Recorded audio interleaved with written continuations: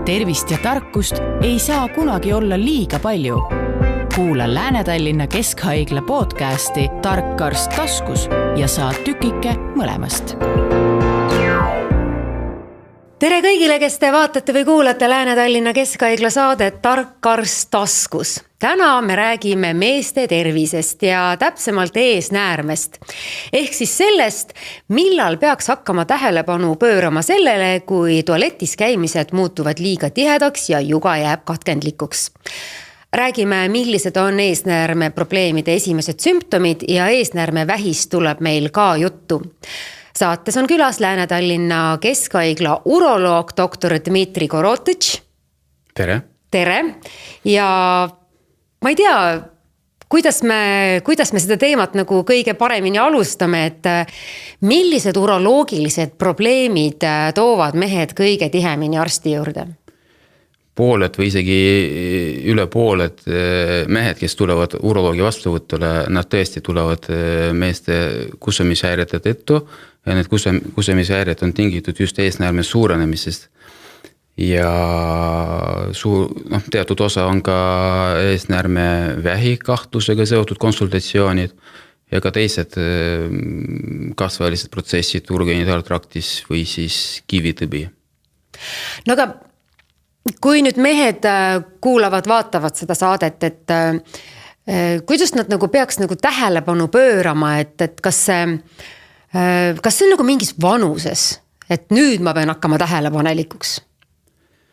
Igas vanuses peab mõtlema enda tervise peale ja nende muredele, mis organismis tekivad, aga kui me räägime eesnäärme suurenemisest ja sellest tingitud kusemishäiretest, siis tavaliselt need hakkavad tekkima kuskil vanuses 60, 70, 80, mõnel mehel muidugi varem 50 ja 40, aga oluline on just see, et kui mees tunnetab, et on probleem, siis pöörduda arsti poole. Ja muidugi kui on riskifaktorid, näiteks suguõõses on eesnäärme kasvaja või siis on tehtud mingid geneetilised testid, siis on ka meest suunatakse varem uroloogi vastuvõtule. No ilmselt tuleb esile praktikas selliseid juhtumeid, kui mees tuleb vastuvõtule nagu liiga hilja ja te mõtlete, et võib-olla oleks olnud kuidagi varem lihtsam tema tervise suhtes nagu mingisuguseid otsuseid vastu võtta. Et kui paljud tulevad üldse õigel ajal? No peab tunnistama, et viimasel ajal on meeste teadlikkus selles osas on palju suurenenud, ütleme, kui me vaatame perioodi 10-15 aastat, siis praeguseks on see hästi muutunud paremaks ja tänapäeval ikkagi suures osas mehed tulevad õigel ajal arsti juurde. Aga aeg-ajalt ikka tekib või tuleb selline mees, et tõesti mõtled, et võib-olla oleks võinud varem tulla ja miks see nii on, ma arvan, et see on viitsimise küsimus. Et lükatakse edasi, jah? Lihtsalt ja elus on palju tähtsamaid asju, et kui oma tervis ja arsti juurde minek, et võib-olla tõesti lükatakse kogu aeg edasi ja siis kui minnakse, siis tõesti mõtled, et võiks nagu varem tulla. See on võib-olla ka meie inimestele kuidagi nagu omane, et enne ei lähe arsti juurde, kui häda ei ole nagu hästi suur, et mis ma selle väikse murega või algava murega ikka lähen, et äkki veel öeldakse, et mis sa tulid siia, aga nende hirmudel vist tegelikult ei ole alust. No jah, kui me käiksime kogu aeg iga pisikese mure pärast arsti juures, ma arvan, et see ei ole ka õige tee minna, sest ikkagi ravitakse mitte väiksed sümptomid või muresid, või ravitakse haigust ja see haigus, seda peab diagnoosima, iga mure puhul ei ole alust haigus diagnoosida ja sageli patsient ei vaja ravi, vaid lihtsalt selgitustööd. Et mingisugused muutused on healoomulised ja normaalsed ja kui patsient on sellega kursis, siis ta võib rõõmsalt edasi elada ja tulla näiteks 10 aasta pärast. Nojah, või 5 aasta pärast. Või 5 aasta pärast. Ma olen kuulnud sellist ütlust, et need mehed, kellel on nagu naised kõrval olemas, et need kipuvad olema nagu terved.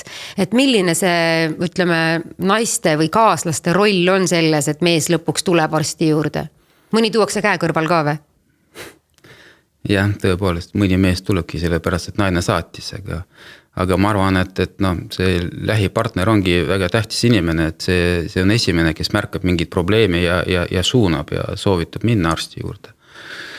Ja üksik inimene istub ja võib-olla ei julge, ei taha sellest üldse selle peale mõelda ja see ongi ka põhjuseks, mis ta kogu aeg edasi lükkab selle probleemi.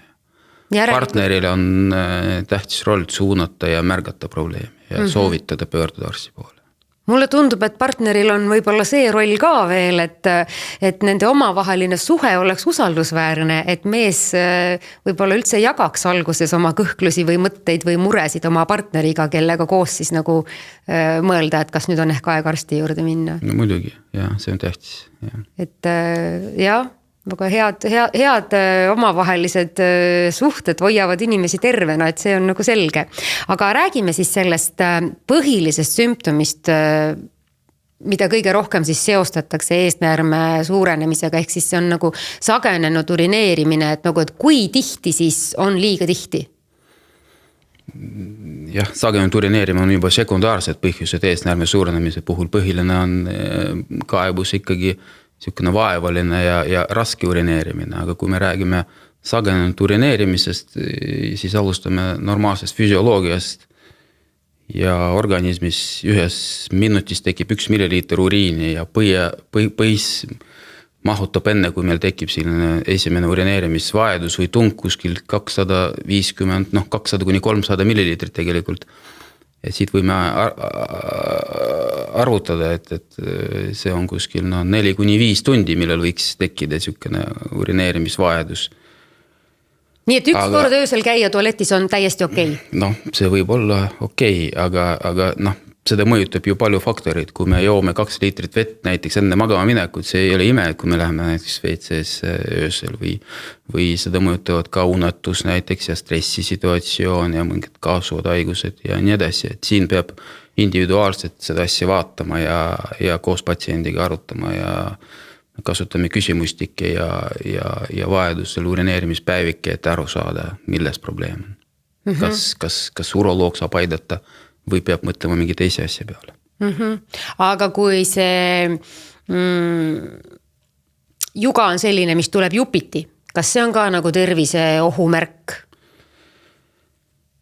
Jah, eesnäärme suurenemisega tegelikult, kui eesnääre suureneb, siis ta takistab uriini väljavoolu kusepõiest ja siit ka tulenevad põhikaebused, et uriin on katkendlik, ta on urineerimine on raske, mõnikord peab kõhtu pingutama selleks, et põit tühjaks saada ja jääbki selline tunne, et põis ei saanud tühjaks.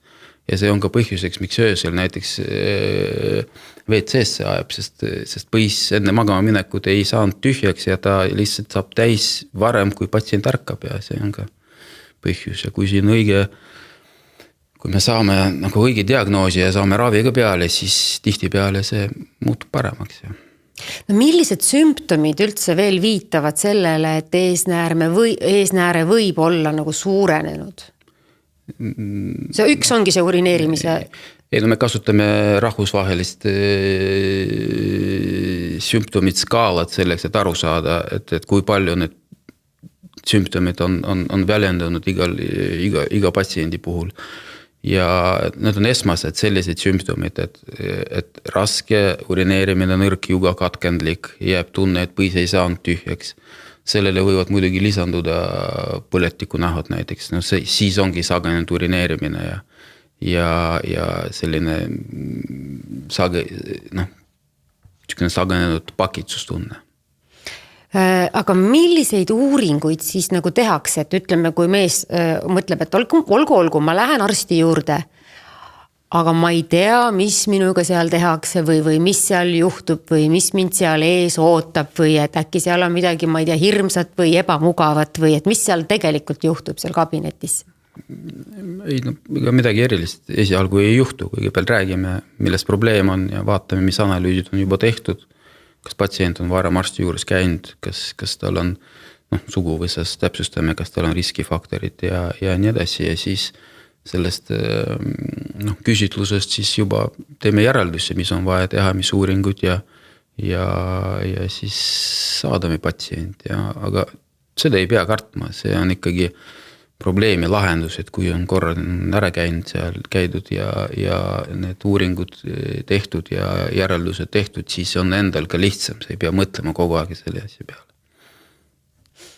Mõnikord mulle tundub, et mehed pelgavad valu rohkem kui naised. Kas need uuringud võivad olla valusad?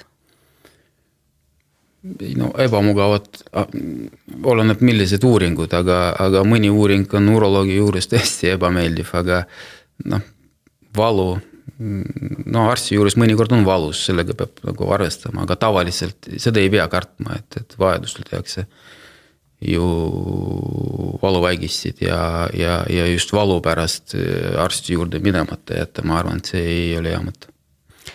Kui palju need eesnäärmehäired võivad mõjutada ka mehe näiteks seksuaalset tervist? Jah, uuringud on näidanud, et kui mehel on eesnäärme suurenemises tekkinud kusemishäired ja siis tal lihtsalt elus ei ole kõik nii hästi, nagu et mõelda veel seksuaaltervise peale. Ja kui me saame need probleemid lahendatud, siis läheb ka seksuaaltervis paremaks ja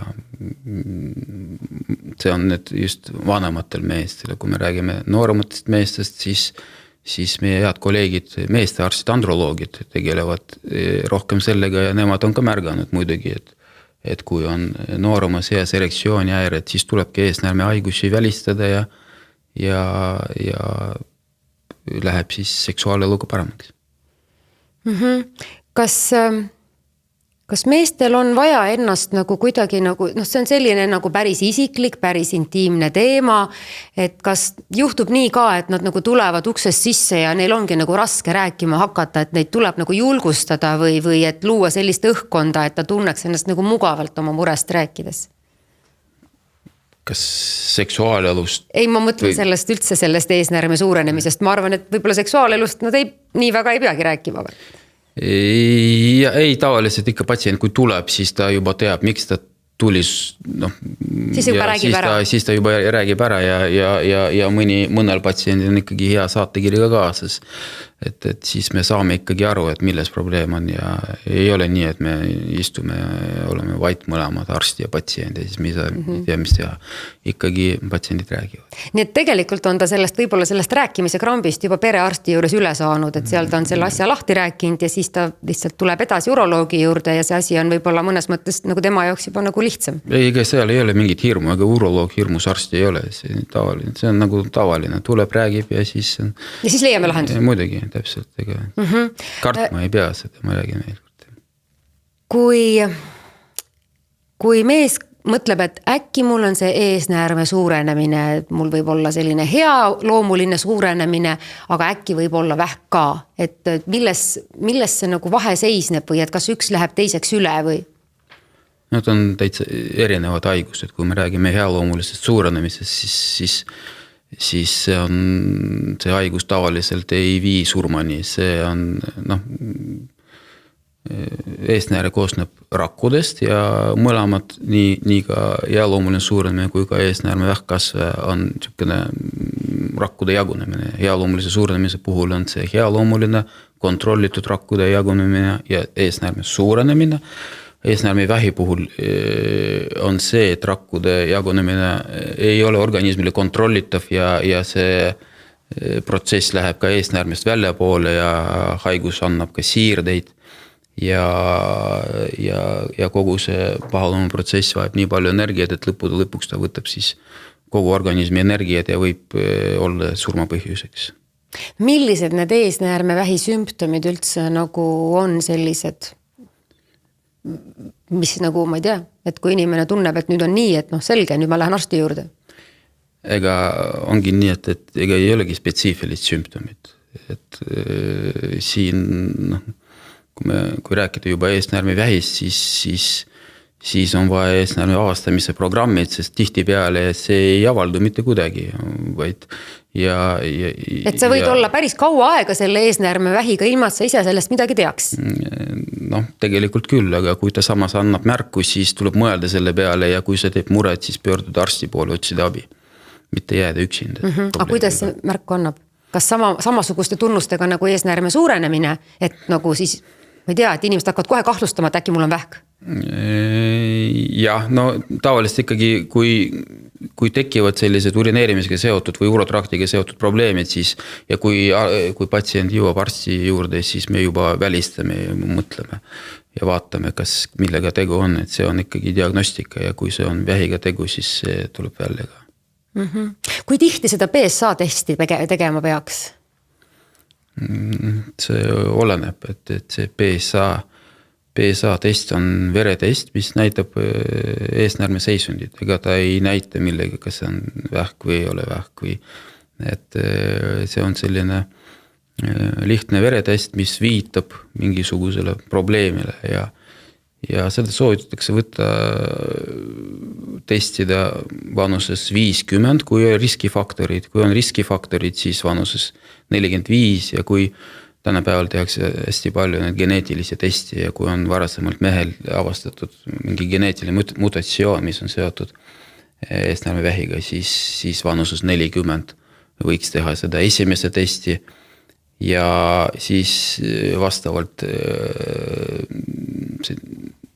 numbrile, mis see näitab ja vastavalt patsiendi vanusele ja nii edasi tuleb siis riski hinnata ja siis panna juba plaani, millal järgmine kord teha või siis vajab ta kohe lisauuringuid. No kui me räägime, et alates 50 võiksid mehed seda testi teha, siis kuidas selle testi tegemine käib, et kas mees läheb ise perearsti juurde ja ütleb, et ma tahaksin seda testi või siis hea perearst soovitab, et nüüd sa oled 50 täis, teeme ära, et kuidas see käib, et kuidas see teadlikkus sünnib? Soovitus perearstile on olemas, et mis vanusest alustada PSA testi tegema, et ja tänapäeval on patsiendi teadlikkus on ka hea, et mõni mees teeb ise testi, tänapäeval pakuvad ka laborit lihtsalt analüüsi ja helistatakse. See tähendab ka seda, et need ettevõtted, kes pakuvad tervisekindlustust, et paljud siis juba oskavad ka selle tervisekindlustuse raames selle testi ära teha. Ja meil helistatakse ju ka, et me tahame teile PSA testi teha lihtsalt mingid firmad suvalised. Ja erinevalt moodi tehakse. Perearsti juures patsiendi oma soovil või teeb arst kuskil muul põhjusel on pöördunud patsient teise arsti vastuvõtule ja võib-olla arst siis näeb, et vanus on selline, et ma teen selle testi, et sealt tulevad need analüüsid ka. No kuidas see PSA testi ja vastuste tõlgendamine käib, et sealt kuskilt numbrimaalt siis nagu suunatakse edasi nagu uuringutele, aga see ei tähenda sugugi kindla peale seda, et nüüd on vähk kohal? Ei, kindlasti ei taha, see viitab ainult, et kui see näitaja näiteks on tõusnud, kas ta on palju tõusnud, on natukene tõusnud, sellest sõltub siis edasine taktika, kas patsient vajab kohe lisauuringuid või ta vajab korduvat analüüsi ja nii see on. Iga patsiendi puhul tuleb individuaalselt seda vaadata, arvestades ka riskifaktorid ja vanust. No vanus ja elustiil ja kui palju nagu see elustiil mõjutab seda, et kas nüüd õnnestub seda eesnäärmevähki kuidagi nagu edasi lükata või äkki ta ei tule üldse või ta on rohkem geneetiline? Eesnäärmevähil on 3 riskifaktorit tegelikult, on see etniline päritolu, Aafrika päritoluga meestel on suurem risk saada eesnäärmevähki, siis on see perekondlik anamnees, et kui lähisugulastel on vähkkasvaja, siis on risk suurem ja vanus, mida vanemaks mees saab, seda kõrgem risk eesnäärmevähki haigestumiseks tal on. No kuidas tundub, et milline see Eesti statistika on, et kas meeste eesnäärmevähki on meil palju, on meil vähe, diagnoositakse meil seda kuidagi nüüd nagu tihemini, sest mehed on teadlikumad? Eelmisel aastal on diagnoositud natukese üle 1500 juhtu ja see arv kogu aeg suureneb. Mitte, et mehed oleks haigemad, vaid et nad lähevad rohkem testima ennast? Ma arvan küll, et teadlikkus suureneb ja ikkagi diagnostikameetodid ikka paranevad ja avastatakse rohkem kasvajaid ja muidugi on teine põhjus ka, et patsientide eluiga ka pikeneb, et võib olla rohkem mehi, keda uuritakse, see on ka. Ja kui me räägime sellest ennetusest, et eelmises küsimuses küsisid, et kuidas ennetada võib-olla, mis seda otsitakse, kuidas, mis faktorid nagu võiksid vähendada riski ja hüpoteesideks on olnud mitmeid, et tomatite kasutamine soojakaste, tomatite söömine soojakaste, näiteks roheline tee või punane vein. Aga need hüpoteesid suuremates uuringutes ei leidnud kinnitust, et see kuidagi omaks olulist mõju sellele ennetamisele. Ja. Pigem selline üldine tervislik elustiil, mis nii ehk naa toetab organismi. Ja, tervislik elustiil, füüsiline aktiivsus, et need on olulised asjad. Ma nüüd küsin ühe küsimuse vahel, äkki see on rumal küsimus, aga tänapäeval väga palju teevad inimesed nagu istuvad tööd, et kas see võib ka mõjutada eesnäärmevähi, ma ei tea, saamise võimalust? Istuv töö? Jah. No siiamaani pole see tõestatud, aga on leitud seost ülekaaluga ja agressiivsema vähivormiga, on küll. Ja. Nii et selles mõttes, kui sa ikkagi tõused püsti ja vahepeal kõnnid, siis kaal ka langeb ja asi läheb paremaks? No kindlasti läheb paremaks, kas see nüüd mõjutab kuidagi seda eesnäärme vähidiagnostika kulgu, seda ei ole siiani tõestatud, ja, et see oleks.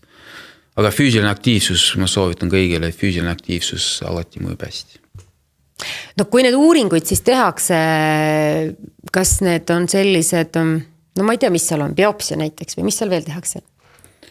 Kui me räägime eesnäärme vähist, siis kui patsient tuleb, siis alustatakse vestlusega, siis pannaksegi, hinnatakse patsiendi üldstaatus, mis tal kaasvad haigused on, mis tal suguvõsas on ja kas tal on varem mingid vähkkasvajad näiteks olnud ja siis vaadatakse PSA testi, mis see näitab ja siis järgneb see sõrmega uuring, eesnäärme nii nimetatud palpatsioon, sõrmega katsumine. Ja kui jääb ikkagi peale nende uuringuid jääb kahtlus eesnäärme vähile, siis järgneb MRT uuring tänapäeval on see kuldne standard, et vaadatakse, kas see MRT pilt näitab eesnäärme seisundid jällegi ja kui siis jääb ka kahtlus, et näidustus on eesnäärme biopsiaks, siis võetakse proovitükki, nii et ei olegi nii, et kõigil peab seda proovitükki võtma biopsia, et mõnel mehel piisab MRT uuringust ja jälgimisest. Millised need ravivõimalused olid varem ja mis meil tänapäeval on nagu juurde tulnud, et mismoodi meil see olukord kuidagi ravis paremaks on läinud? Kui on, äkki on traditsioonilised meetodid kõik samad? Ei, ikka ravi läheb tõhusamaks, jah, ma arvan.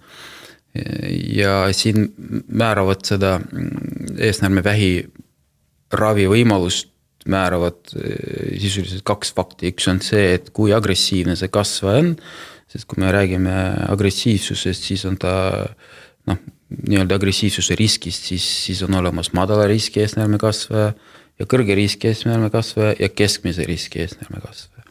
Et see on oluline täpsustada, kui agressiivne kasvaja see on. Muidugi see tuleneb biopsia vastusest. Ja järgmine on haiguse staadium, et kui me saame selle vähidiagnoosi kätte, siis tuleb täpsustada, mis staadiumis see kasvaja on.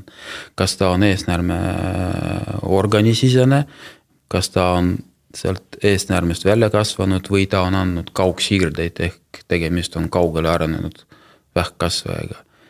Ja siit tulenevadki need ravivõimalused. Lokaalne ravi, kui kasvaja ei ole kaugele arenenud, on eesnäärme sees või lokaalselt levinud, et siis ravivõimalusteks on kiiritusravi või operatsioon. Kui tegemist on madala riskiga haigusega, mis ei ole eesnäärmest välja poole kasvanud, siis tänapäeval üldse on soovituslik ainult jälgimine. Käid arsti juures, teed PSA testi, vajadusel tehakse võib-olla MRT uuringuid ja võib-olla läheb vajalikuks veel korduv biopsia, aga see ei pea seda... Ei pea tingimata torkima, jah? Ei pea opereerima või kiiritusravi saama. Ja kui tegemist on kaugele arenenud kasvajaga, siis on hormoonravi. ja muidugi, kui on tegemist agressiivse kasvajaga, mis on lokaalne, mis ei ole kaugele arenenud, siis ravi on niinimetatud multimodaalne ravi, et alustatakse näiteks operatsiooniga ja mõned mehed vajavad peale operatsiooni lisaravi, ehk see on kiiritusravi ja hormoonravi. Et see on tõesti need agressiivsemad vormid, mõnikord vajavad niisugune kompleksravi, mis koosneb kirurgiast, kiiritusest ja hormoonravist. No vähki peetakse või on pikka aega peetud selliseks haiguseks, et inimeste see arusaamine on selline, et kui sul nüüd see vähk on, et siis enam nagu pääsu pole. Et on see praegusel ajal, praeguse aja ravivõimaluste ja varase diagnoosimisega, on see muutunud? Eesnäärmevähk on ikkagi ravitav haigus, kui õigel ajal seda diagnoosida ja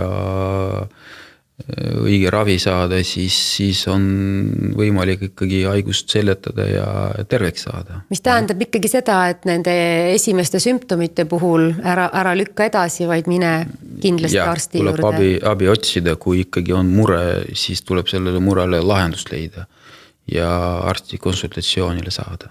No kui see eesnäärme vähiravi on juba nagu käimas, siis ma arvan, et mehed võivad muretseda selle pärast, et kuidas see nagu mõjutab nende igapäeva elu kvaliteeti. No tervis, see, et sa ellu jääd, see on nagu number 1 kõige olulisem asi. Aga kindlasti nad mõtlevad ka selle peale, et oota, kuidas ma edaspidi üldse tualetis käin või mis minu ja mu naise intiimelust saab või et millised need prognoosid tavaliselt on?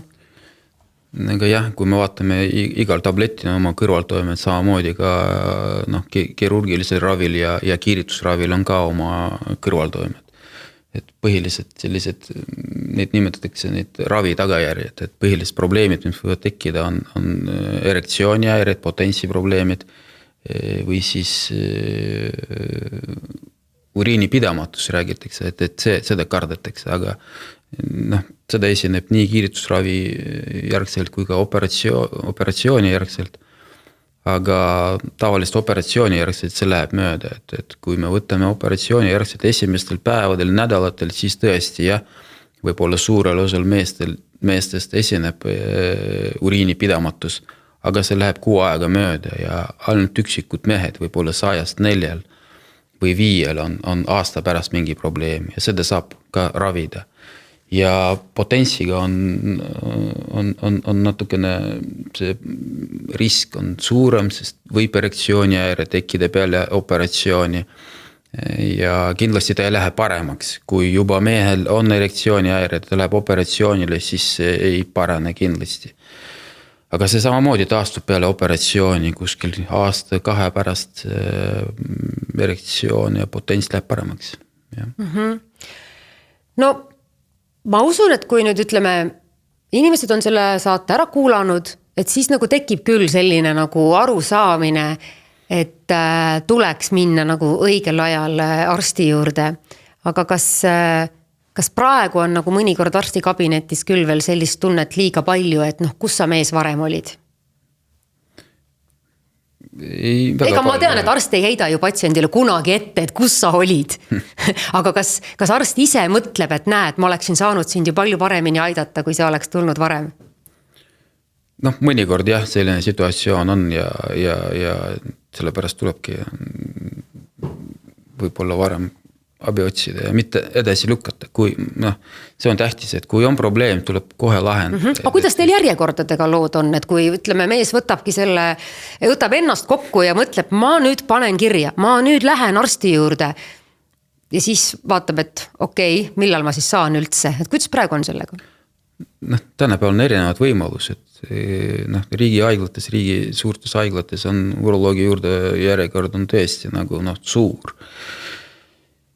Aga tänapäeval ikkagi, kui on probleem, siis võimalus pöörduda esmatasandi meditsiini, kes on perearst, kellest alustada. Et vähemalt algust teha asjaga. Ja siis perearstil on võimalus ka, kas ta saadab otse vastuvõtule või ta saadab e-konsultatsioonile, mis on natukene kiirem. Ja tänapäeval on ka niinimetatud need tervisepaketid, mis pakuvad ravikindlustused. Et edumeelne ettevõtte ikkagi on oma töötajatele sellise kindlustuse teinud, aga ma arvan, et päris paljud patsiendid on ka pensionäride hulgas.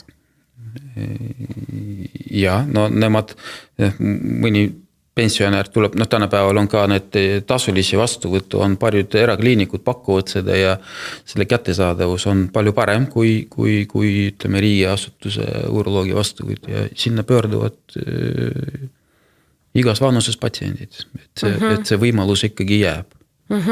No mida uroloogid arvavad sellest sõeluuringute teemast, et kas meil võiks olla neid rohkem, kas need võiks olla juba nooremate inimeste puhul? Kui me räägime sõeluuringutest näiteks võrdluseks naiste tervis, sest naistel on emakakaelavähi sõeluuring, on rinnavähi sõeluuring ja meil on olemas ka kolorektaalvähi sõeluuring. Ja kui me räägime meeste tervisest, siis meestel on see eesnäärme vähk on kõige sagedamini diagnoositav vähkkasvaja ja meil millegi pärast ei ole sõeluuringut eesnäärme vähi avastamiseks. Kindlasti see peab olema. Ma arvan, see on aja küsimus, see peaks tulema, et meil hiljuti lõppes siin Eestis üks pilootprojekt, eesnäärme varajase avastamise pilootprojekt, mis on lõppenud ja nüüd toimub praegu andmete analüüs ja ootame neid andmeid siis, mis peaksid täpsustama, et kui efektiivne see Eestis on ja ma arvan, et see peaks näitama tegelikult selle efektiivsust ja ootame ja loodame, et see eesnäärme vähi sõeluuring tuleb Eestis. Mina loodan ka ja mina loodan, et võib-olla see tänane jutt aitas natukene kaasa sellele ka, et mehed jõuaksid kiiremini oma tervist kontrollima ja et kui nad ise ei ole piisavalt aktiivsed, et siis nende lähedased, kes nende kõrval on, et nad räägiksid meestega ja et nad julgustaksid mehi. Aga aitäh, uroloog, Lääne-Tallinna Keskhaigla uroloog Dmitri Korotõtš ja hea vaataja, hea kuulaja, meie tänane saade on läbi ja mehed hoidke siis oma tervist ja naised hoidke oma meeste tervist. Kõike head ja kohtumiseni. Aitäh, head aega. Tervist ja tarkust ei saa kunagi olla liiga palju. Kuula Lääne-Tallinna Keskhaigla podcasti Tark arst taskus ja saa tükike mõlemast.